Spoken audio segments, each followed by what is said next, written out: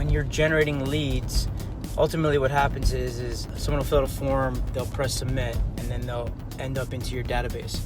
And when they're in your database, you can create these action events, these triggered events that will ultimately send out email messages to your audience. And then each one should have some sort of concept that you're going to then follow through with over time. And as people take different types of actions, depending on the messages that you're sending to them, the concept is that you would drop these people into different buckets so that each person will go down a different journey as you want them to, depending on what they do. So a message would be as simple as, let's say you sent a triggered message on somebody to purchase something.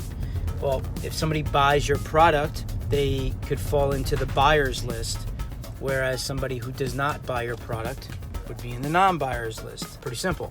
But you can get into a bit more detail on how many people opened, how many people clicked over a period of time, and you can create an open file, a clicker file, a buyer file, a non-buyer file, an opt-in file. As you start going and sending out content to your list and trying to create a relationship with your user, you can start to send different types of content that ultimately allows a consumer to take an action, not necessarily something to purchase, but to push them in a direction that you can determine what kind of buyer they are.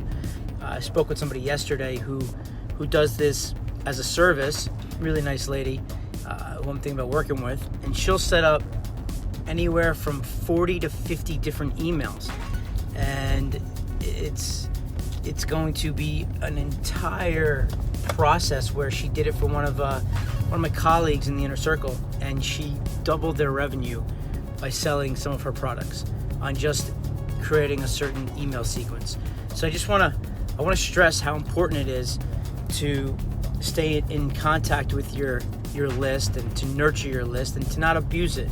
It doesn't always have to be about selling, but when you're sending something, it's got to be something interesting. And then when they're doing certain things, then you'll learn about that user, of what type of buyer they are, what type of person they are. And once you understand the psychology of each of your buyers, then you can serve different messages that relate to them.